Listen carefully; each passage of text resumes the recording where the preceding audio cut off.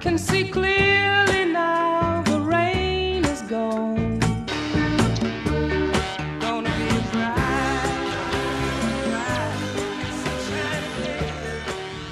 Good afternoon. Welcome to our Tools for Resilience program, our virtual education series that we've done for the month of May. I am Cindy Peterson with Northern Lakes Community Mental Health, and I also want to thank North Country Community Mental Health, who has been part of this program. And we have some upcoming programs that are part of the Tools for Resilience. Today's program is called Overcoming Bias with Cultural Intelligence. But next Thursday, or this Thursday, we will have a program on Strong Foundation, Bright Futures, Building a Healthy Tomorrow.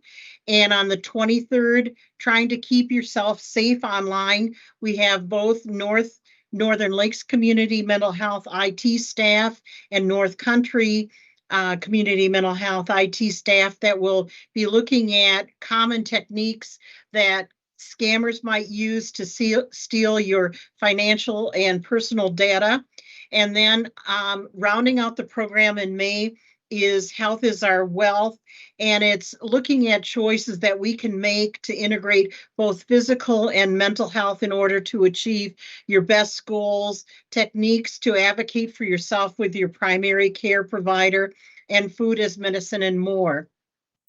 It's my privilege to introduce Dr. Daryl Washington. He began his career as a clinical psychologist, specializing in working with individuals affected by intellectual disabilities. Since his initial experience in working in this consumer-facing roles, he eventually began to work from an administrative perspective to affect change where there seemed to be doors of opportunity to do so. In every role he entered, he became increasingly aware and observed how those in need of receiving human services were disproportionately affected by cultural bias. He himself, being a person of color, was sensitive to how biases imposed upon another could stifle personal growth and development. Having a strong desire to address this societal issue and bringing more heightened awareness to this cause, he focused his doctoral dissertation studies on exploring the effect of cultural suppression and developed the theory of cultural intelligence. For this training, he comes to share this revelation and insight he has acquired in going on his own personal journey and discovery with the intention of engaging others in a path to help eradicate cultural bias. Dr. Washington, as he starts his PowerPoint, there will be times where you can respond in chat because he'll ask you some questions, and I'll be monitoring that so we can have him answer any questions or respond.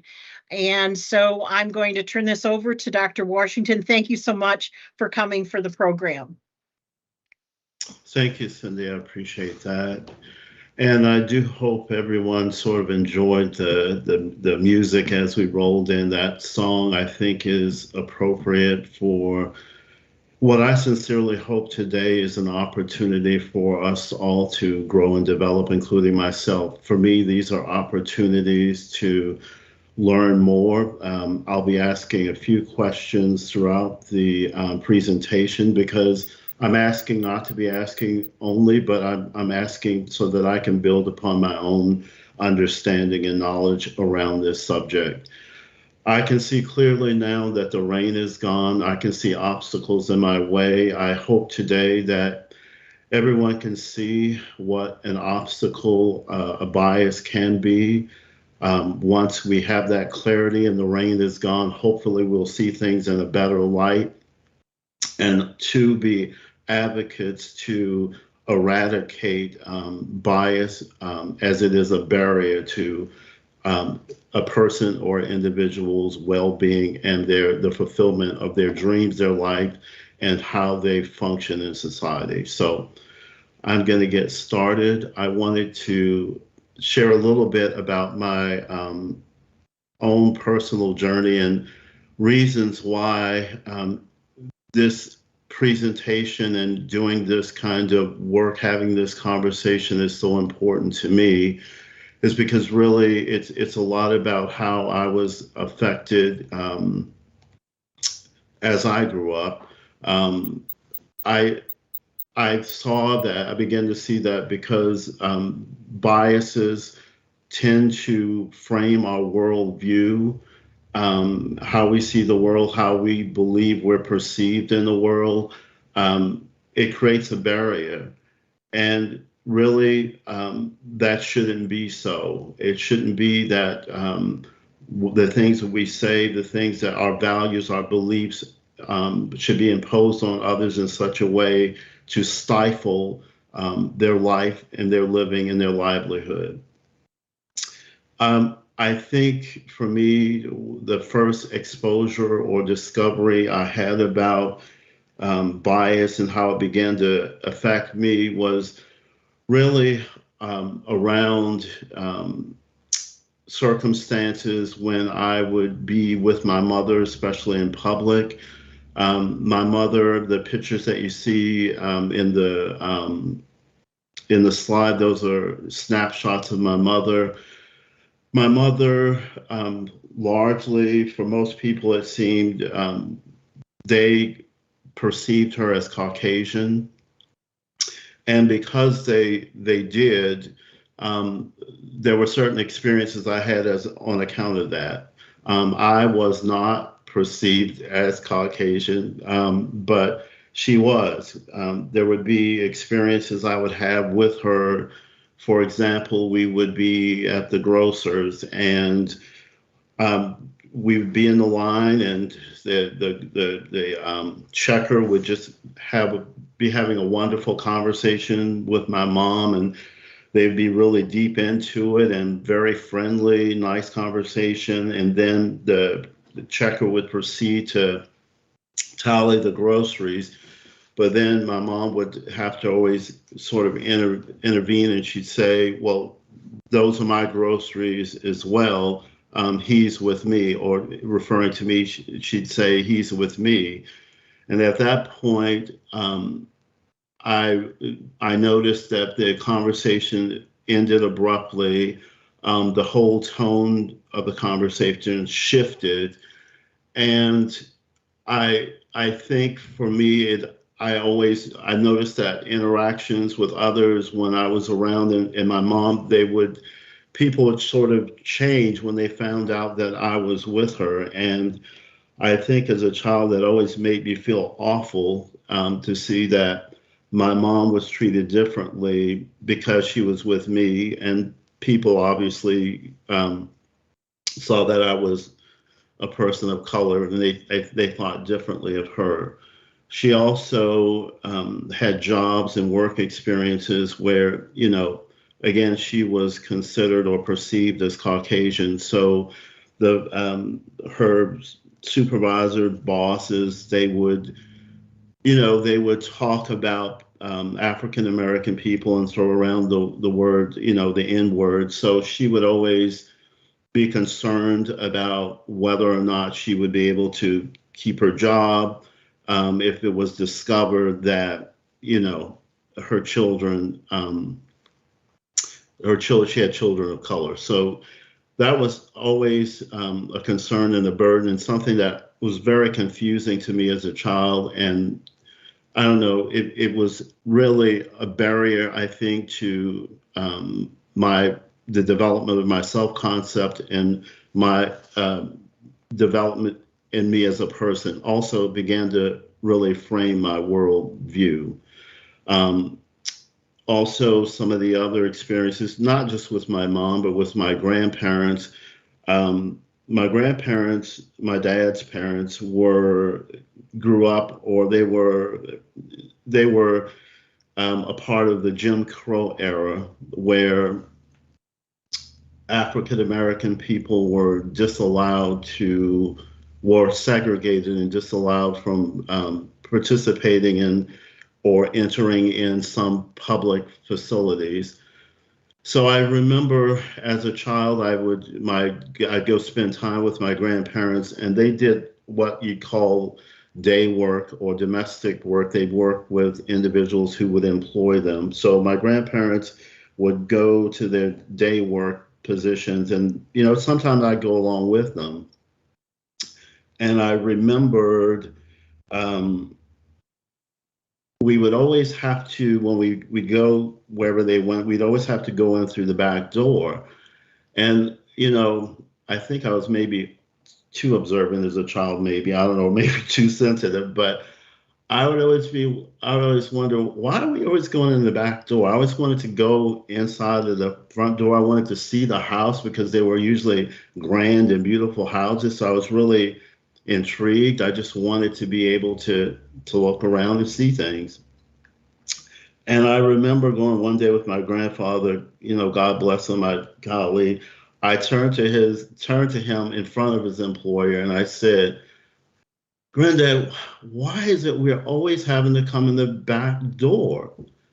And fortunately, this particular employer was a lovely person. She was a wonderful woman. She turned to me and she said, sweetheart, so why do you want to come in the front door? And I said, well, I don't know. I wanted to see your house. I wanted to see your house. I just thought it was so beautiful. And she said, so she took me on a tour of the house. So it turned out well. My poor grandfather, golly, if he wasn't so brown skinned, I'm pretty sure I would have seen all sorts of shades of red. The look on his face, he was just he was he was mortified. But again, it was all about. I didn't realize that it had a lot to do with the Jim Crow era, and this was just what the norm was and what was usual and customary. So I didn't know that, but I was later to discover that. But I always wondered about that, and overall those experiences, both with my mother and my grandparents, and other experiences, you immediately began to see or think that you are less than based on those sorts of interactions. And you begin to have feelings of, inferiority. So even as I grew into my adult years, going into situations where I didn't necessarily see people like myself, I'd go into a room and immediately, because your worldview, your perspective is somewhat altered, you just assume automatically that everybody else in the room considers you as less than or inferior. I share this story just really hopefully to offer some understanding about what and how serious the impact of bias can be. And also because, you hear so much about it. I think some folks are just at the point where they're like, I don't want to hear any more about this. But it's still a real occurrence. It's still something that even today impacts and influences me because it is still, unfortunately, reinforced in our society. Let's see.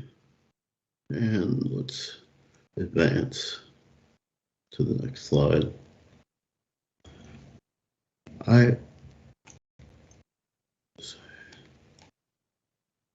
Okay, are you, Cindy, can you see the slides advancing? I'm not seeing that. I can advance it for you. I can advance it for you, Daryl. That'd be great. Thank you. Okay. Mm-hmm. So while Cindy's doing that, I have shared, basically why this topic is important to me. And I wanted to give you all likewise an opportunity to share why this may or may not be important to you. I think in sharing that, it helps to inform others. So I just wanted to take a couple of moments and, Cindy, if you'll help me see what you might see in the chat, I'd love to hear back from others. Are you unable to? I don't see the slide advancing. I could try if you'd like. That would be great. Yeah, I've got it right to why is this presentation important to you? No. That was Ann? I think that was me, yes. Yep. Okay. So Daryl hasn't, we're just asking the question. And if people want to respond, one of the comments was, I want to know more of what I don't know. Another one is, I want to use the right words. It's interesting.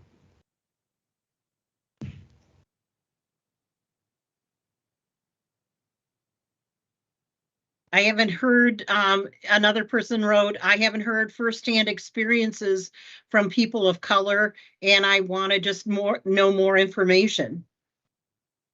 Well, I appreciate that.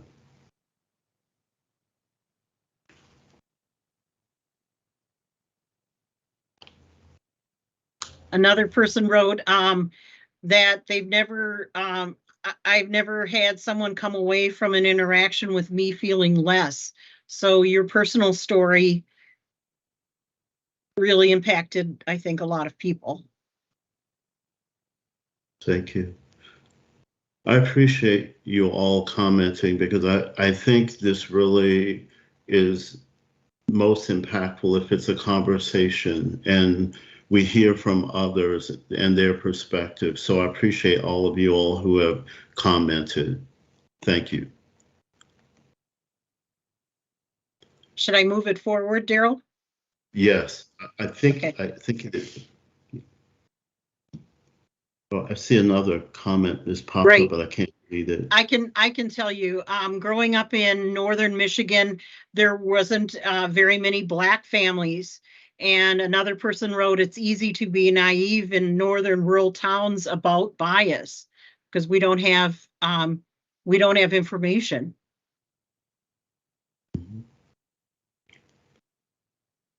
That's true.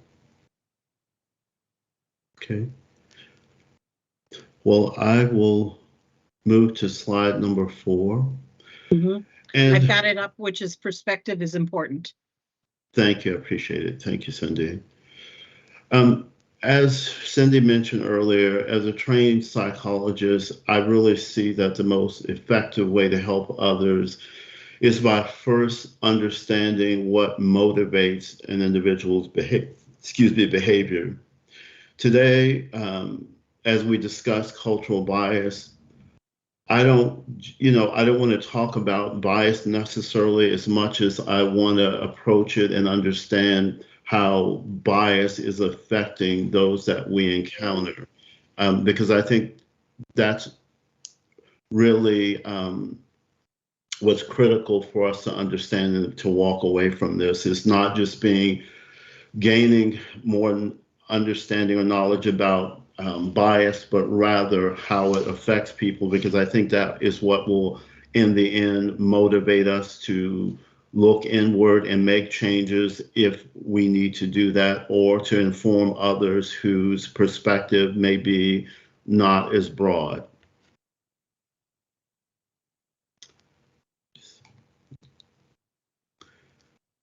I have a considerable amount of information that I'd like to present today, but I am also a teacher, and I know as a teacher you can retain or take but so much away from a presentation, really, or a teaching.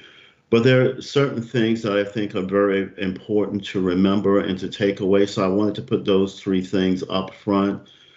I think it's very important to know that cultural awareness or developing cultural intelligence, it is not common sense. You may be intuitive, you may have good ideas about what it means to be culturally aware and get along in cross-cultural arrangements, but overall, it's not common sense. It is something that you have to work to develop. All of us do. So minimally, also, we want to walk away with the understanding that everyone has bias, and we're going to talk a little bit more about why that is. And thirdly, bias is both conscious and unconscious, as many of you all, I'm sure, know based on other trainings that you've attended. And let me see, I am not able to advance, it doesn't seem. So I'm on slide 6, perspectives on development. Why do we have biases? Thank you. So, as I said, everyone has biases. And while bias in the context of today's discussion is negative, it's an aspect of our psychosocial development. So the fact that we all have biases is in some ways natural. It is things that occur in society or in our experiences that sort of cause those biases to be imposed as negative, but overall, having a bias is just a part of our psychosocial development. And Cindy, if you could go to the next slide, please. Leon Festinger was a social psychologist who did a lot of work around the concept of, around self-concept. To be clear, his work is not specifically focused on bias and what bias is, but rather the concept or the psychological constructs that he developed really help us understand how it is we may be developing a bias to begin with. For example, one of the concepts he proposed was the idea of the proximity effect, which is the idea that physical and psychological closeness will increase interpersonal liking and attraction, making us to be or want to be more alike others around us. This is one way we naturally develop bias on a sort of an unconscious level. For the most part, as it pertains to developing biases, people you've been around consistently are influencing you all the time in terms of what your perspective is, what your beliefs are, what your values ultimately become. We could postulate that those who have maybe experiences that are more transient, let's just say you were a child whose parents were in the military and you and your parents moved around the world. Well, it may be that you are less inclined or less likely to develop biases that are perhaps more negative or oppressive to people because you would have been exposed to so many different cultures and gain probably a broader perspective on what it means to be different or diverse, and rather than have a bias against it, appreciate it because you have found things to appreciate from culture to culture that you've been exposed to. So there are just some people, some lifestyles that perhaps are better for people in terms of being having a worldview that is more culturally diverse. I'm advancing to slide 8. Oops. I'm sorry. Social comparison theory. Okay, thank you. A second concept, social comparison theory developed by Festinger was the idea that there is a drive within individuals to gain self-approval or to affirm their self-concept. The theory explains that individuals evaluate their own opinions and abilities, and they compare them with other people in their immediate environment. It's natural for us to compare ourselves basically to see how we measure up. And it really also informs us in terms of becoming, again, more like-minded, developing similar or same values that ultimately may become a bias against others who are unlike your the group that you ascribe to. Slide number 9.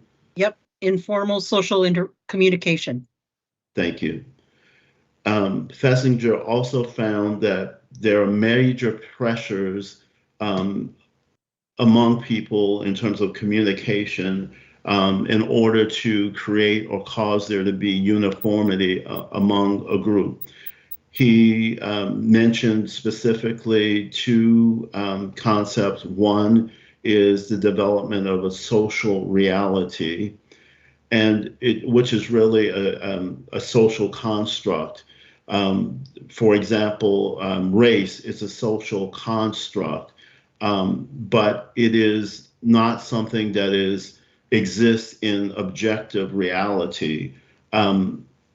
So race, it is a social construct. If, for example, there's really no such thing as race. There is such thing as variation, for example, in skin tone. That's real, not a social construct. But race is not. If I were, for example, given my skin color and everything, if I were to just say go to Egypt and be among the people, I don't know that anyone would necessarily identify me by any other race or to be among or from any other class of people other than an Egyptian. If I would go to maybe even the Middle East, many people having the same skin tone, hair texture, eye color, all of that, no one would necessarily identify my race, but they may assume that I was Middle Eastern. So the idea of race, which is a social construct, it's just not real. But Fessinger said that that's what people do. We develop, again, as a part of our self-development, we develop or rely upon social constructs to inform us. He also talked about group locomotion, which really means members of a group are motivated to achieve the goals of the group. It's really all about conformity among a group, where the individual replaces their own desires with the desires of the greater good or the group. And finally, in slide 10, another of Fessinger's concepts that he worked with is one that most of the clinicians, I'm sure, are aware of, and that is the idea of cognitive dissonance. The term meaning the state of discomfort when felt by two or more modes of thoughts that contradict each other. They sort of clash. Cognitions include ideas, beliefs, or knowledge that one has behaved in a certain way. So cognitive dissonance, as it relates to bias, is for me, it's thinking about whether you, in having that cognitive dissonance or having that experience or feeling the cognitive dissonance, what does it provoke you to do? What does it cause you to do? Does it, the discomfort of that, does it cause you to maintain the values, belief, even though they may be construed as a bias against someone? Or does it provoke you to sort of change your point of view despite the discomfort with your current understanding?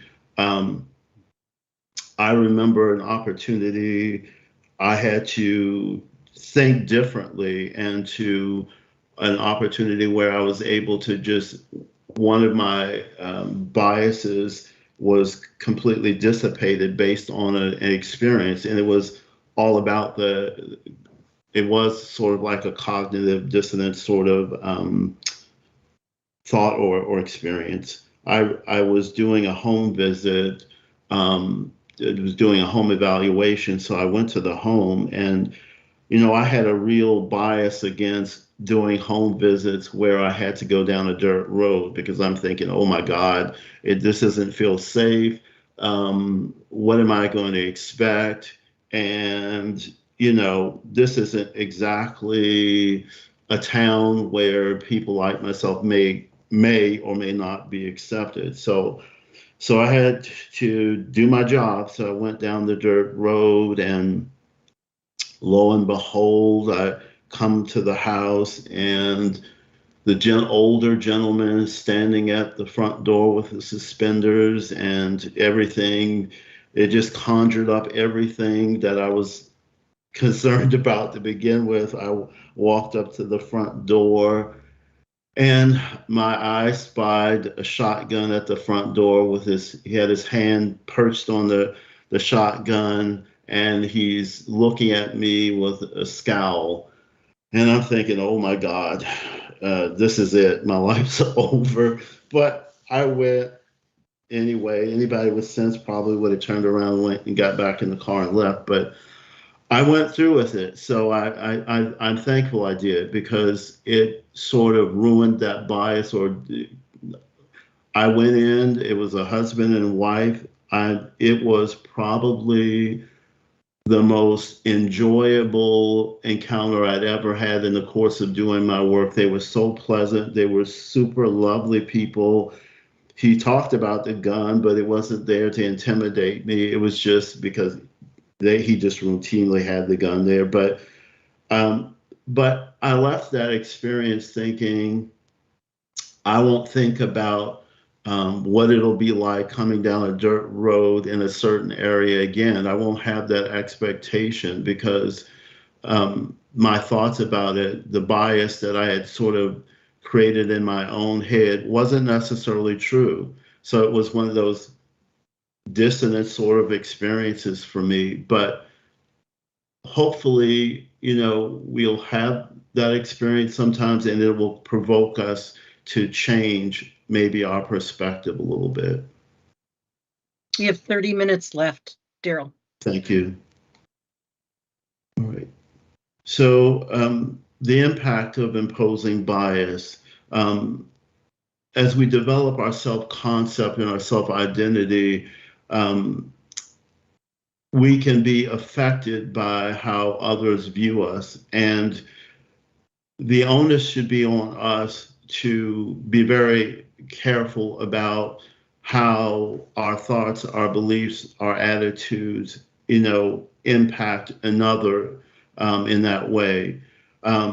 We are vulnerable to those in our lives who we allow to impress us. Most of the time that's loved ones and significant others.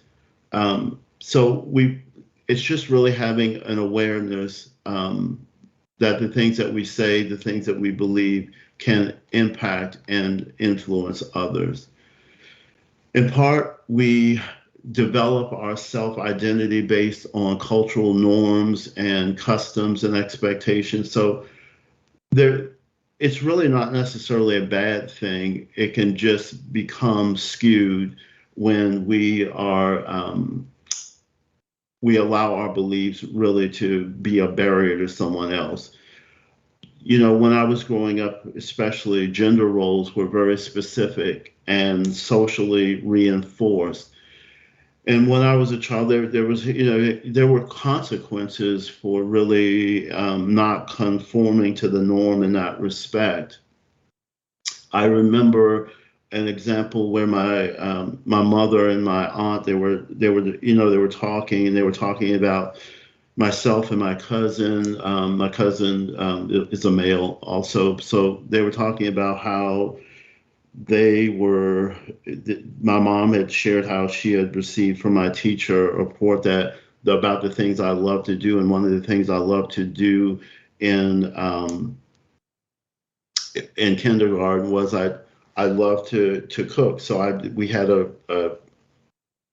kitchenette in the classroom. So I would get to play fried eggs and everything in the pots and the pans, and I would just go to town, and I just loved it. That was one of the things I enjoyed the most.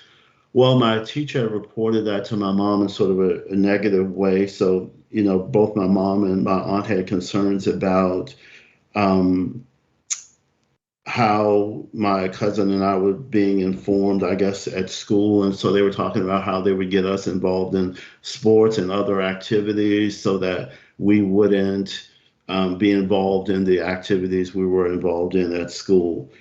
But I think the thing that was missed here, and the thing that potentially created a barrier, for one, I identified that, oops, that's a problem. I shouldn't be doing that. So let me change my behavior, even though it was something I was really enjoying and loving to do. But what was missed was the only person that I saw, because my dad worked a lot, so I only saw my mom during the day. So what I was really doing was reenacting the role model that I was exposed to most of the time. So I was really just doing what I had seen and what I had learned. But in saying those things and imposing, again, that norm on me, it was, again, stifling. Let's see.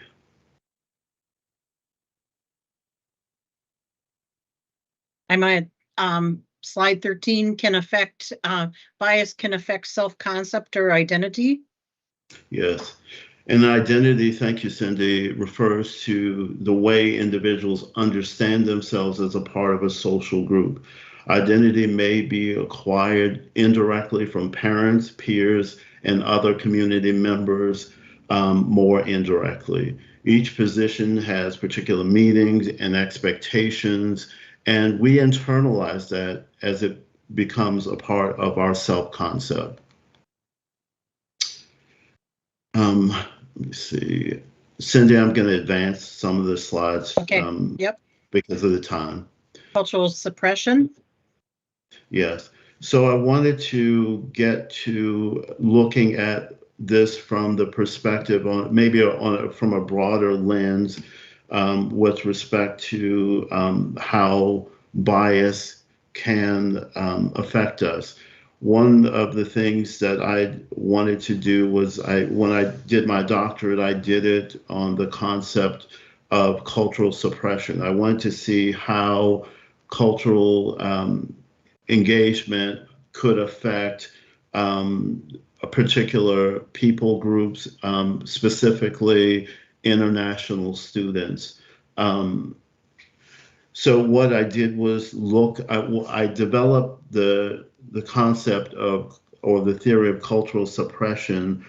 I started my research by working with the Native American or American Indian population. Each Native American group I worked with wanted to be referred to differently. Some wanted to be First Nations people, others wanted to be called American Indian. So for the sake of discussion, I'm going to just say Native American. But I work with the Native American people because that was a group that was conceptually, culturally suppressed, meaning they were, the Native children were forced to go to American schools, and in doing so, they were forcibly taken from their parents. Some were cooperative in terms of they wanted their children to go to be better able to adapt to American culture, so they sent their children.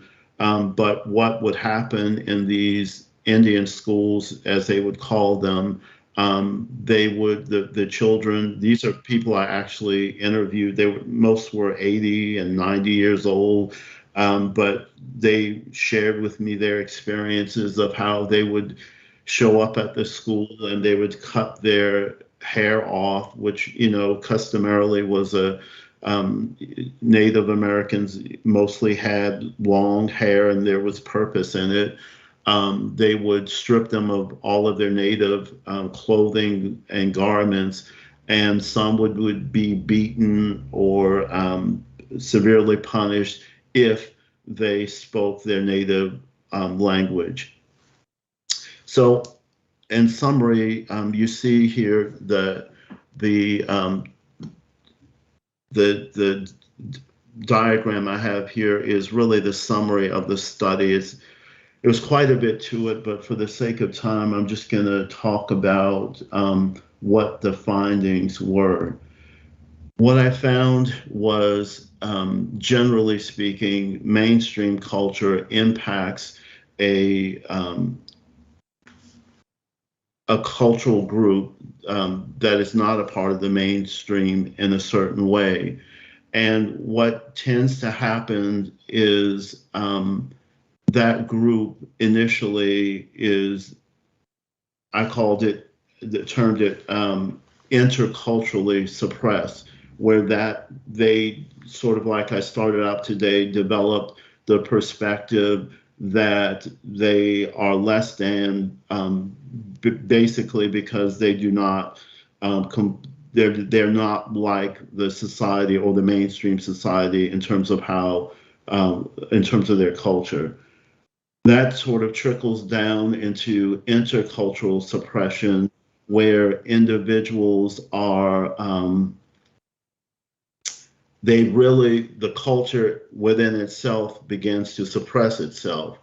For example, the grandparents of some of the native children who wanted to develop or wanted to learn their native language, the grandparents and parents would refuse to teach them the language because they wanted them to adapt to the mainstream culture.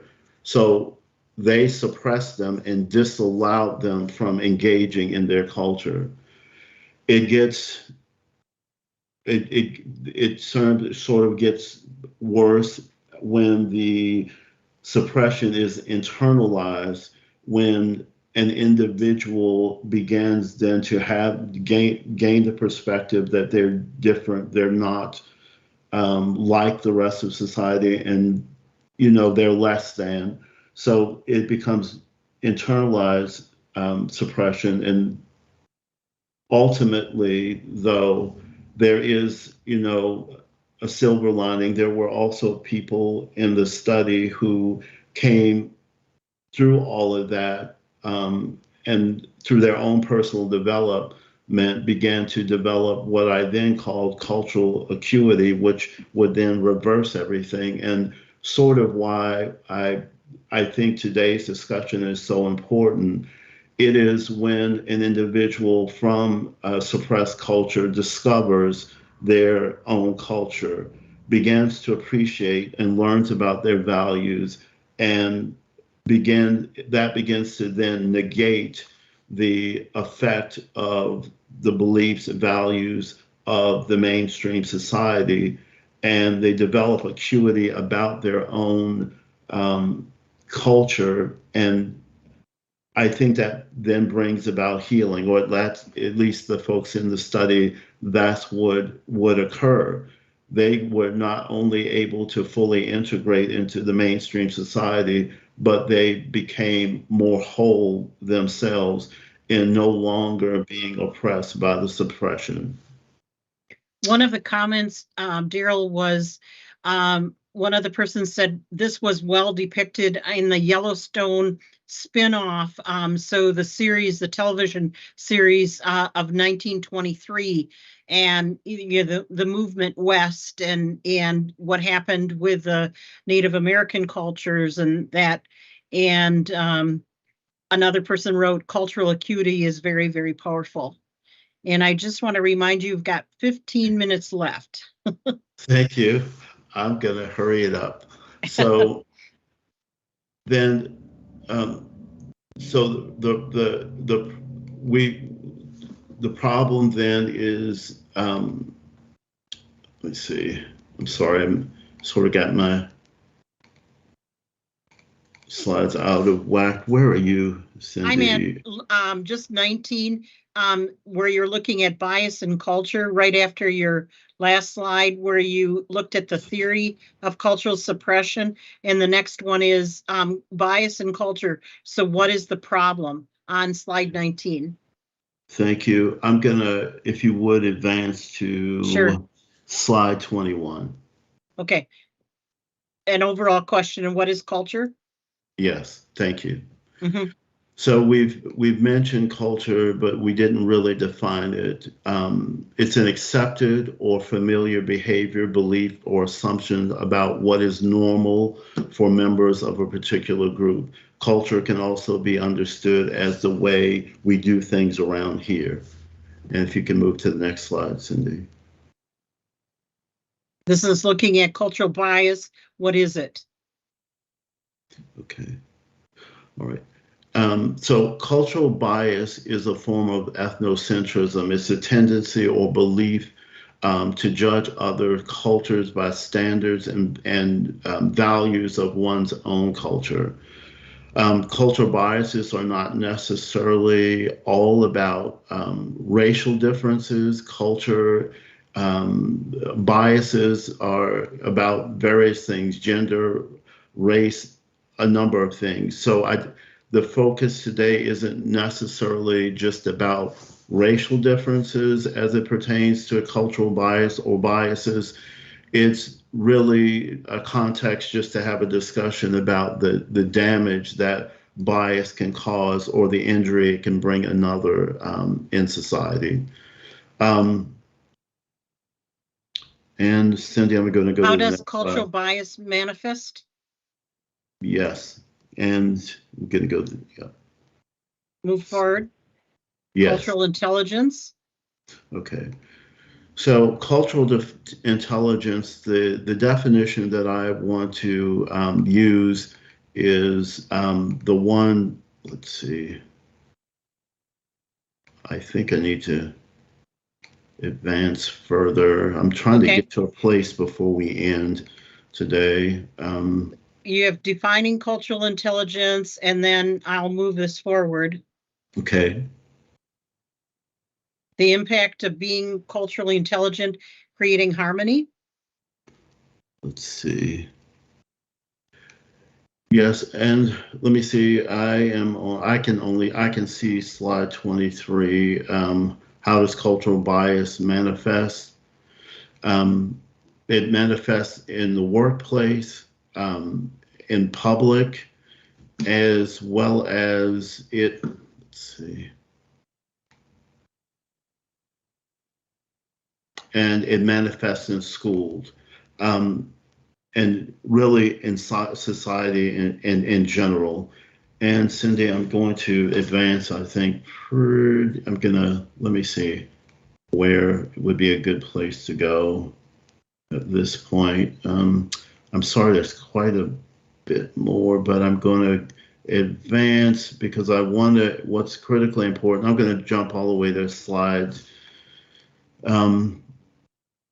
number 59. And I just want to add, you've done large trainings on this, and like 2-day trainings or more, right? So Yes. we're asking a miracle in 1 hour. Yeah, there's quite a bit more, but let me just hop ahead because there is a point I do want to make sure we get to, and that is really to talk about how cultural intelligence can reverse all of this, really. And I wanted to talk about, can you increase and improve your cultural intelligence? And the answer to that, the quick answer is yes, you absolutely can. Often intellect is something we think of as fixed, but it's not. It is something that we can add to. There was a theorist, Dr. Livermore. He came up with the idea or the concept of um, the cultural model he developed. It's the CQ model is what he called it, and it's a cultural intelligence quotient, really. And he just really offers a pathway to develop cultural intelligence. He says that there are, and I'm on slide 62. Sorry, Cindy. Okay. Yep, I'll He move says in. that there are four basic steps to developing cultural intelligence. One, you have to have a cultural drive in order to be able to develop cultural intelligence. And essentially, all that is, or all that means, is you really have to have a desire to want to, I don't know what in the world is going on with this mouse. You have to have a desire to want to be a person who is able to navigate in a cross-cultural arrangement or an environment. So initially, he's saying you have to start with the want to. If you have no desire to improve, for example, we have everyone who's shown up for this training, clearly you have the desire, you have the CQ drive to begin with to want to expound on your understanding. Secondly, he said you had to develop CQ knowledge. It's an understanding of a culture and cultural differences. And essentially, you develop knowledge through exposure. You do things like going to a workshop like this, like being in environments where there are people of different backgrounds and ethnicities, and really having conversations with them, going, being able to travel around the world and be in different places. It's the whole idea that you would enhance your knowledge in how to problem solve and make decisions in a cross-cultural environment. So developing more knowledge about other cultures is what CQ knowledge is all about. Then he says you have to have a cultural intelligence strategy. You have to have a strategy or plan for how you're going to go about developing your cultural understanding and awareness.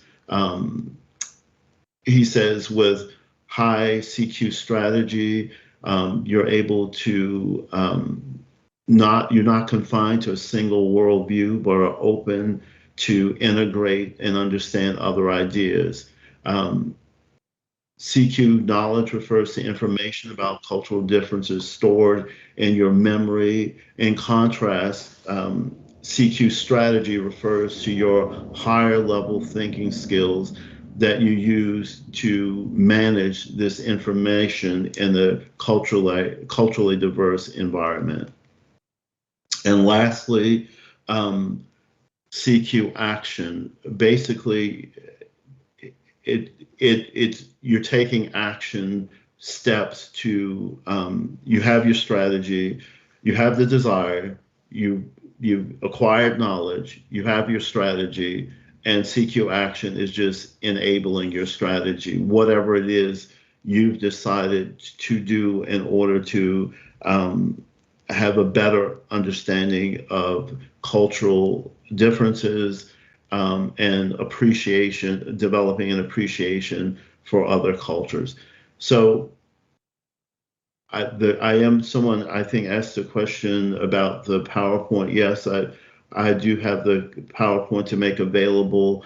And I am so sorry we run so short on time. There's quite a lot more that I would have liked to share, but we obviously didn't get to that. But it goes back to the point of the things that I really hope are takeaways and things that you remember, and that is cultural intelligence is something that is not common sense. It's not intuitive. Some folks think because they are emotionally intelligent, they're also culturally intelligent, and the two really are not the same. Some folks think that because you are from a culture where you were either marginalized by society, that gives you heads up or better understanding of cultural engagement, and it does not. Everyone has to take the steps to develop their understanding about cross-cultural engagement. It doesn't matter what your background is. There are assessments that you can take to discover how culturally intelligent you are. And I think we all would be surprised to find where we are with respect to cultural intelligence. Also, remember, everyone has biases and they're natural. So if you find yourself being in a position of having been biased against someone, rather thinking in terms of guilt or being sorry about it, just do something about it. We all have biases, even those who have experienced the bias. We have biases. We all have biases. It's a part of our development, and I hope that you remember that.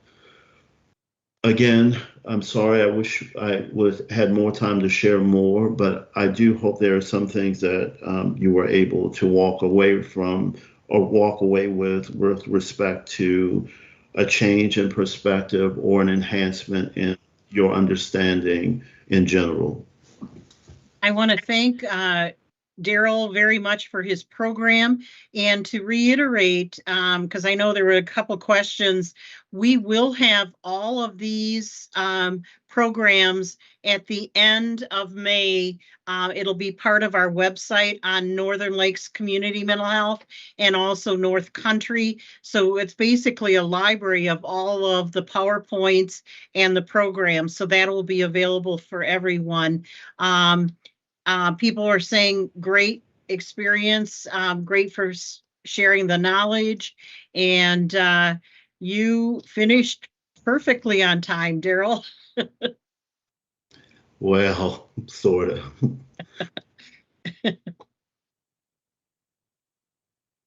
People are saying thanks for sharing your experience, knowledge, and meaning. It was very meaningful and impactful. So you can read all the comments, but I again want to say thank you very much. We hope to do more further programs. That's my idea. I want to still offer some additional programs, especially on this important topic. Thank you, Cindy, and thank you everyone for showing up today. Thank you.